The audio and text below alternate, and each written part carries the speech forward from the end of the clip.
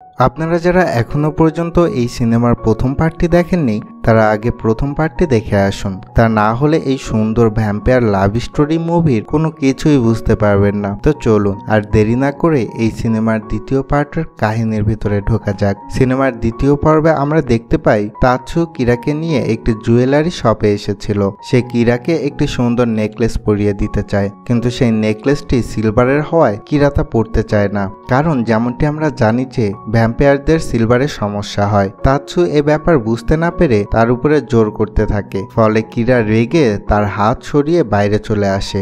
এখন তাৎসু এবং কিরা একই স্থানে দাঁড়িয়েছিল, তখনই কিছু বাদুড় এসে তাদের উপরে আক্রমণ করে। এটা দেখে কিরা তার ভ্যাম্পায়ার রূপে চলে আসে এবং তাৎসুকে কভার করে সেই বাদুড়গুলোকে মারতে শুরু করে। এরপর সে বাদুড়গুলো চলে গেলে তাৎসু কিরার বেগুনি রঙের চোখটি দেখতে পায়, যা কিরা বুঝে ফেলে এবং দ্রুত তার চেহারা লুকিয়ে সে সেখান থেকে দৌড়ে চলে যায়। এতে করে তাৎসুর সন্দেহ হয় যে কিরা হয়তোবা ভ্যাম্পায়ার। তখন মাইক তাদেরকে দূর থেকে দেখে হাসছিল, অর্থাৎ মাইকই ওই বাদুড়গুলোকে পাঠিয়েছিল যেন কিরা তাৎসুর সামনে তার ভ্যাম্পায়ার রূপে চলে আসে। এখন তাৎসু বাড়িতে ফিরে তার ভ্যাম্পায়ারের বইগুলো ঘাটাঘাটি করে জানতে পারে যে চোখ বেগুনি রঙের হওয়া, রসুন এবং সিলভার থেকে দূরে থাকা, এগুলো সবই ভ্যাম্পায়ারদের লক্ষণ। তখন তাৎসু পুরোপুরি কনফার্ম হয়ে যায় যে কিরা একজন ভ্যাম্পায়ার। তাই তাৎসু পরের দিন কিরাকে দেখা করতে বলে। এখন কিরা সেখানে আসে। কিরা তাৎসুর সাথে স্বাভাবিক ব্যবহার করলেও তাৎসু তার সাথে মোটেও স্বাভাবিক ব্যবহার করে না। এক পর্যায়ে সে তাকে জিজ্ঞাসা করে যে সে কি ভ্যাম্পায়ার।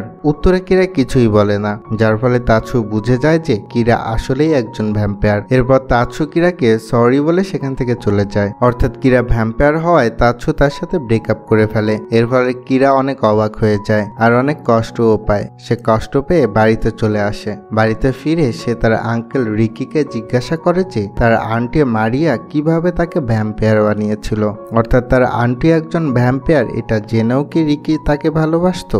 এর উত্তরে রিকি জানায় যে মারিয়া ভ্যাম্পায়ার এটা জানার আগেই সে তাকে অনেক ভালোবাসতো, কিন্তু মারিয়া ভ্যাম্পায়ার জানার পরে সে অনেক ভয় পেয়ে যায় এবং মারিয়ার থেকে দূরে পালাতে শুরু করে, যা দেখে মারিয়া রেগে গিয়ে জোর করে লাভ বাইট দিয়ে তাকেও ভ্যাম্পায়ার বানিয়ে ফেলে। কিন্তু এখন সে অনেক খুশি। এদিকে কিরা তাকে আবারও জিজ্ঞাসা করে যে সে কি তার মানুষ হওয়ার দিনগুলোকে মিস করে না। রিকি বলে হ্যাঁ, সে মাঝে মাঝে সেই দিনগুলোকেও মিস করে, যা শুনে কিরা আরো বেশি কষ্ট পায়। এরপরে সে একা একা বলতে থাকে যে যদি সে ভ্যাম্পায়ার না হয়ে একজন মানুষ হতো তাহলে সে তাৎসুকে বিয়ে করে সুন্দর একটা জীবন কাটাতে পারত। এখন তাৎসুর দেওয়া সেই লকেটটিকে তাৎসুর ঘরের দরজায় রেখে আসে এবং সেখান থেকে চলে আসে। মাইক তখনও তাকে পেছন থেকে দেখছিল। এখন মাইক তার বস অর্থাৎ সেই খারাপ ভ্যাম্পায়ারটিকে কল দিয়ে সব বলে দেয়, কিন্তু তার বস তাকে উল্টেও বকাবকি করে এবং কল কেটে দেয়। এতে মাইক বলতে থাকে যে তার বসের সাথে সে প্রায় 700 বছর ধরে রয়েছে এবং কাজ করছে, কিন্তু তার বস আজ পর্যন্ত তার কোনো প্রশংসাই করেনি। অন্যদিকে আমরা কিরাকে দেখতে পাই যে কিনা এক জায়গায় দাঁড়িয়ে কিছু একটা ভাবছিল। তখনই তার কাছে মিকি চলে আসে। মিকি এসে তার সাথে আবারও আগের মতন কথা বলতে শুরু করে। এখন কিরা তাকে তার এবং তাৎসুর ব্রেকআপের কথা খুলে বলে। এটা শুনে মিকি তাকে সান্ত্বনা দেয়। এরপর তারা যখন বাড়িতে ফেরে তখন তাদের সামনে মাইককে দেখতে পায়, যার চোখ বেগুনি রঙের ছিল। তার চোখ দেখে তারা দুজনেই বুঝতে পারে যে মাইকও একজন ভ্যাম্পায়ার। এখন মাইক কিরাকে ধরে সেখান থেকে নিয়ে যেতে যাচ্ছিল, তখনই মিকি তাকে ধরে ফেলে এবং সে কিরাকে বাঁচানোর জন্য মাইকের উপরে উঠে পড়ে। সে চালাকি করে মাইকের দুর্বল জায়গা অর্থাৎ তার মাথার মাঝামাঝি অংশে চাপ দিতে চেষ্টা করে, যা মারিয়ার হাজবেন্ডের ক্ষেত্রে করেছিল এবং সেখান থেকেই সে জানতে পেরেছিল, যার ফলে মাইক সেখানেই অজ্ঞান হয়ে পড়ে। এরপর যখন মিকি পেছনে ফিরে তাকায় তখন সে দেখতে পায় আরো একজন ভ্যাম্পায়ার কিরাকে ধরে নিয়ে যাচ্ছে। তখন মাইকও উঠে পড়ে এবং মিকিকে বলে যে তার চালাকি ভালো হলেও 1 ইঞ্চির জন্য সে মিস করে ফেলেছে, অর্থাৎ তার সে দুর্বল জায়গাটিতে মিকি চাপই দিতে পারেনি, যার ফলে সে অজ্ঞানও হয়নি। এখন সে মিকিকে কামড় দিয়ে ফেলে। এতে মিকি চিৎকার করে ওঠে। তার চিৎকারে বাড়িতে থাকা কিরার নানাও শুনতে পায় এবং অবাক হয়ে যায়। অন্যদিকে আমরা তাৎসুকে দেখতে পাই যে কিনা বাড়িতে ফিরে দেখতে পায় তার দরজায় সেই লকেটটি রয়েছে যাচ্ছে, যা দেখে সে তেমন কোনো রিয়াক্ট করে না। এরপর সে ঘরের ভেতরে প্রবেশ করার পরে কিরাকে অনেক মিস করতে থাকে, অর্থাৎ সে কিরাকে সব জায়গায় দেখতে থাকে এবং ভাবতে থাকে যে কিরা তাকে কতটা ভালোবাসতো। এতে তাৎসু তার ভালোবাসাকে দমিয়ে রাখতে পারে না এবং কিরার বাড়ির দিকে যেতে শুরু করে। কিরার বাড়িতে পৌঁছে সে জানতে পারে যে কিরাকে একজন খারাপ ভ্যাম্পায়ার কিডন্যাপ করে নিয়েছে। কিরার নানা তাৎসুকে একটি অস্ত্র দেয় যা দিয়ে ভ্যাম্পায়ারদের মারা সম্ভব। অন্যদিকে আমরা কিরাকে দেখতে পাই যে কিনা একটি পুরনো ড্রেস পরেছিল। এখন তার সামনে সেই খারাপ ভ্যাম্পায়ারটি আসে যে তার বাবা মাকেও মেরে ফেলেছিল। সেই ভ্যাম্পায়ারটির নাম ছিল ডেরেক। কিরা তাকে দেখে অবাক হয়ে যায়। এখন সেখান থেকে সে পালানোর চেষ্টা করে, কিন্তু সেখানে চারপাশে ভ্যাম্পায়ার থাকায় সে তা পারে না। এরপর ডেরেক তাকে বলে সে তার জন্য অনেক বছর ধরে অপেক্ষা করছিল, যা শুনে কিরা এর কারণ জিজ্ঞাসা করে। তখন ডেরেক জানায় কিরা দেখতে পুরোই তার নানির মতো, যাকে কিনা সে অনেক ভালোবাসতো, কিন্তু তার নানা তার নানিকে তার থেকে আলাদা করে নিয়েছিল। কিন্তু কিরা আবার তার নানির রূপে জন্মগ্রহণ করেছে, এই জন্য সেই কিরাকে তার নিজের করে নিতে চাইছিল। এতে কিরা বলে যে কখনোই নয়, কারণ সে তার বাবা মার খুনি। এতে ডেরেক বলে যে সে তার বাবা মাকে মেরে ফেলেছিল কারণ তার বাবা মা ভ্যাম্পায়ারদের নিয়ম ভেঙে মানুষদের সাথে বসবাস করতে চেয়েছিল। সে কিরাকে তাৎসুর উদাহরণ দিয়ে বলে যে তার বয়ফ্রেন্ডও তো যখন জানতে পেরেছে যে কিরা একজন ভ্যাম্পায়ার তখন তাকে ছেড়ে চলে গেছে, অর্থাৎ মানুষদের সাথে ভ্যাম্পায়াররা কখনোই ভালোভাবে বসবাস করতে পারবে না। তবে কিরা এটা মানতে চায় না এবং তার সাথে রাগারাগি করতে শুরু করে। তখন ডেরেক তার কাছে এসে বলে যে সে এখন কিরাকে লাভ বাইট দিয়ে তার নিজের করে নিবে। ডেরেক যখন কিরাকে কামড় দিতে যায় ঠিক তখনই সেখানে তাৎসু, মারিয়া এবং রিকি চলে আসে কিরাকে বাঁচানোর জন্য। তারা ডেরেকের সাথে ফাইট করার জন্য পজিশন নেয়। মারিয়া যখন তার মিসাইল লঞ্চ করে তখনই তাদের ফাইটটি শুরু হয়ে যায়। সুযোগ পেয়ে তাৎসু কিরাকে সাথে করে এই বাড়ি থেকে বের হওয়ার রাস্তা খুঁজতে থাকে। তখনই সেখানে ডেরেক চলে আসে এবং তাৎসুদের উপরে আক্রমণ করতে চায়। তখন তাৎসু কিরার নানার দেওয়া সেই অস্ত্রটি দিয়ে ডেরেককে মারার চেষ্টা করে, কিন্তু এখানে ডেরেকের শক্তি অনেক বেশি থাকায় সে তাকে মারতে পারে না। এখন ডেরেক যখন তাৎসুকে মেরে ফেলতে যায় ঠিক তখনই কিরা তাকে ছেড়ে দিতে বলে এবং এর পরিবর্তে সে তাকে বিয়ে করতে রাজি হয়, যা শুনে ডেরেক অনেক খুশি হয়ে যায় এবং তাৎসুকে ছেড়ে দেয়। সেই সাথে সে যখন কিরাকে লাভ বাইট দিতে যায় ঠিক তখনই কিরা চালাকি করে সেই অস্ত্রটি দিয়ে ডেরেককে আঘাত করে, যার ফলে ডেরেক সেখানেই মারা যায়। ফলে তাদের জীবন থেকে সকল সমস্যারও সমাধান হয়ে যায়। তবে এর থেকে বড় সমস্যা তো এটা ছিল যে তাৎসু একজন মানুষ এবং কিরা একজন ভ্যাম্পায়ার। যাই হোক, এখন এই ঘটনার কিছুদিনের পরের দৃশ্য আমাদের দেখানো হয় যেখানে মাইক এবং মিকির বিয়ে হচ্ছিল।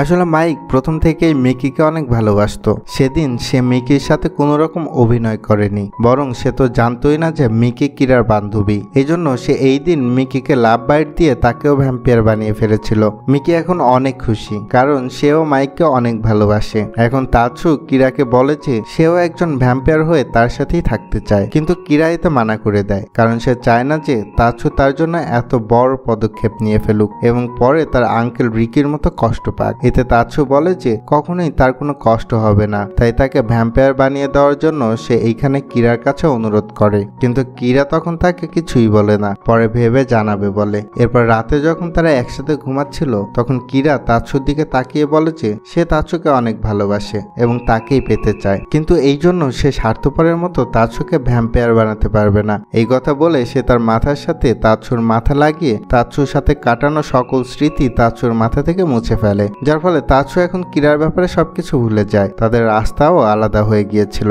এখন এই ঘটনার 1 বছর পরের দৃশ্য আমাদেরকে দেখানো হয় যেখানে মারিয়া কিরাকে জিজ্ঞাসা করে যে সে কেন তাৎসু ভ্যাম্পায়ার হওয়ার জন্য রাজি হওয়ার পরেও তাকে লাভ বাইট দিল না। এতে কিরা বলে যে সে চায় না তার জন্য তাৎসু এত বড় পদক্ষেপ নিক এবং পরবর্তীতে অনেক কষ্ট পাক। অন্যদিকে কিরার নানা এবং রিকি বসে রেডিওতে গান শুনছিল। ঠিক তখনই একটি সংবাদ আসে যে সুপারস্টার তাৎসু আজ তাদের শহরে কনসার্ট করতে আসছে। এটা শুনে তারা তিনজনেই অবাক হয়ে যায়। আসলে তাৎসুর স্মৃতি মুছে ফেলার পরে সে একজন জনপ্রিয় সিঙ্গার হয়ে উঠেছিল, আর এর ফলে মারিয়া কিরাকে সেই কনসার্টে পাঠানোর জন্য মিথ্যা বলে। সে তাকে বলে যে একটি মিউজিক ফাংশনে কেক ডেলিভারি করতে যেতে হবে, আর এরপর তাকে জোর করে সে কনসার্টে পাঠানোর সময় রিকি কিরাকে বলেছে সে একজন ভ্যাম্পায়ার হয়ে অনেক খুশি কারণ সে তাদের মতো একটি পরিবার পেয়েছে। কথা বলে সে তাড়াতাড়ি কনসার্টে যেতে পারে। কিরা এসবের কোনো কিছুই বুঝতে পারছিল না। এখন কনসার্টে তাৎসুর যখনই তার গান গাওয়া শুরু করে ঠিক তখনই কিরা সেখানে চলে আসে। সে তাৎসুকে দেখে অনেক অবাক হয়ে যায়।